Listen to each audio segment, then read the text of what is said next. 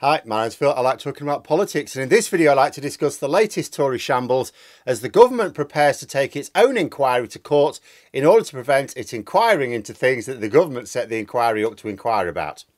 Clear? But first, if you'd like to be notified of daily news and politics, please subscribe to the channel. So, transparency update. Rishi Sunak, terribly interested in transparency. He said so. He said the government should be transparent. And it's fair to say that the Tory government made a bit of a mess of our COVID response. I don't just mean in making the odd wrong move with limited information and a quickly evolving emergency. No. I'm not talking about the people who are going, oh, don't leave them alone. It was a new situation. No. We understand mistakes, genuine mistakes would be made. And I take every effort to make sure I'm not being unreasonable in my criticism of people just because they're political opponents. But there were very specific missteps which were nothing to do with hindsight, and the Tories deliberately made, despite knowing it was wrong to do so. I'll summarise what I think are some of the main ones. First, despite the fact that the government acknowledged that a global pandemic was the #1 threat to the UK, going right back to when they took office in 2010. Right back then. Global pandemic, #1 threat to the nation. #1 threat to the nation. We should prepare for this. They still fatally weakened our NHS to the point where it couldn't even cope with normal years, much less the emergence of what they knew was coming in the form of a global pandemic. Indeed, it has been said that this COVID inquiry is really an inquiry into austerity, because, for example, if the Tories had not gutted our NHS, they wouldn't have been so desperate to move COVID-positive patients into care homes, which of course resulted in an extra tens of thousands of deaths. Second, when the pandemic arrived, the government deliberately dismantled our effective track and trace system. Boris Johnson went on the telly. And said, no, we're getting rid of it. We don't want this. In the brainless belief that deliberately infecting the entire public. And that's what it was. He went on the telly to say the aim was to infect everyone. He said, oh, we'll leave the ones in care homes alone. Of course, at the time, unbeknownst to us that they were actually sending COVID-positive patients into the care homes. But no, we will leave the vulnerable ones there. We'll let it wash through everyone else. Take it on the chin, you know. And that would somehow get us it all over and done with. Like eating a plate of sprouts or something. Once it's done, it's done. You don't have to worry about it again. Third, the government failed to contract actual manufacturers of PPE in order to build up the stocks that they had depleted with their penny pinching. At the time, it seemed baffling. We were seeing reports of manufacturers based in Britain that would be, they said they'd be happy to prioritise the NHS. They were producing PPE for countries around Europe, around the world. And they were saying, if the NHS give us an order, we will prioritise it. And they weren't getting any. Later on, we found out why. It's because they were working out how to use the funding to give as many of their mates and donors, enough money to buy a second mansion, in the case of Michelle Mone, a yacht as well. Fourth, despite claiming that they were following the science, anyone with anything much above the average understanding of science knew that they were ignoring their own experts at every turn.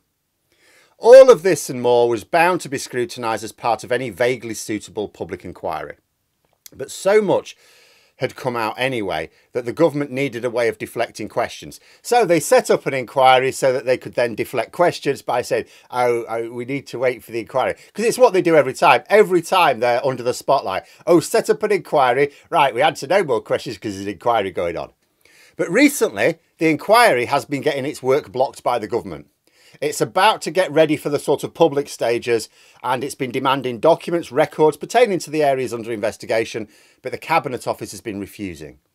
We'll give you what you need. We'll decide what we need. No, we will.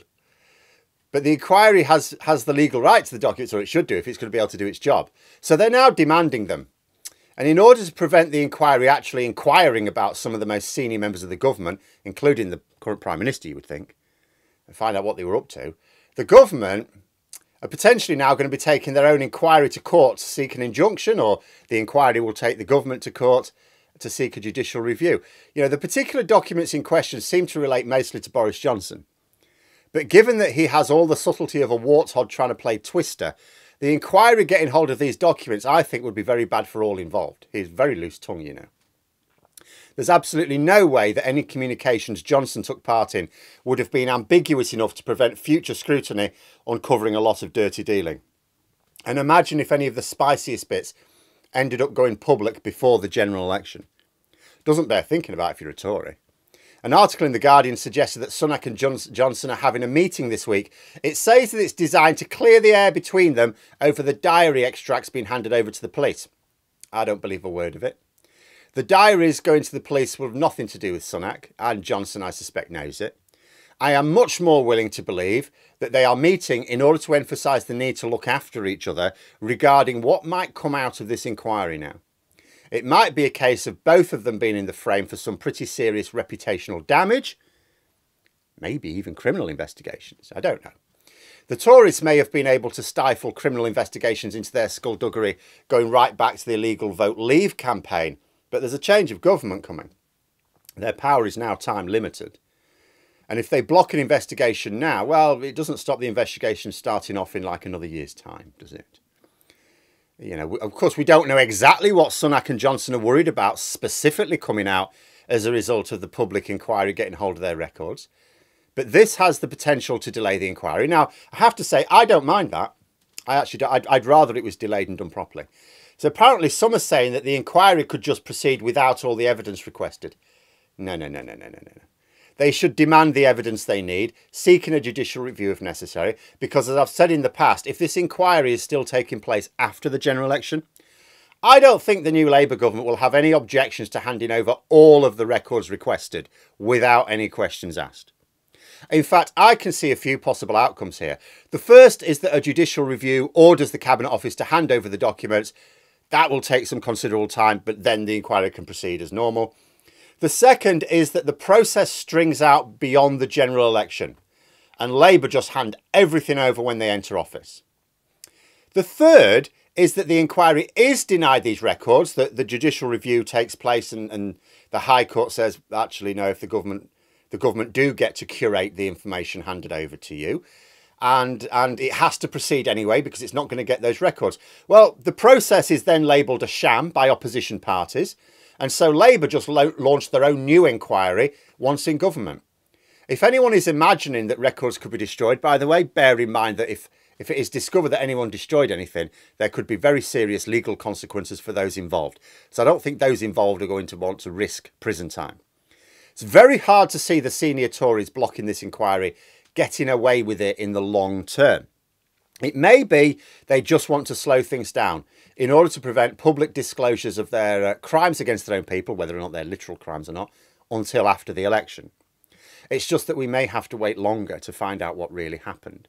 But it is in nobody's interest, other than the Conservatives, to conceal that in the long term. Apart from anything else, it's not in Labour's interest to miss the opportunity to learn lessons and make sure that they are properly prepared should the next pandemic hit when they are in power. You know, they will have to have they can have a proper inquiry at some point, and the Conservatives are going to be exposed when it finally does happen. But like I say, maybe the Conservatives are resigned to this happening. They're resigned to the fact that these things are going to come out. Maybe they're not that bothered. Maybe there's nothing actual seriously criminal about what they did, just unwise but not illegal, as the saying is this week. But maybe they don't mind that it'll come out because the Conservative Party will just blame the individuals involved who will have left the stage to be replaced by others. Maybe they're just wanting to stop the disclosures coming out before the election. They're more sanguine about it coming out, the public finding out afterwards. But there we are. Those are my thoughts. Let me know yours in the comments below. Hope you found the video interesting. If you did, please click the like button. And if you'd like to support the channel further, the join button for memberships. And until next time, I'll see you later.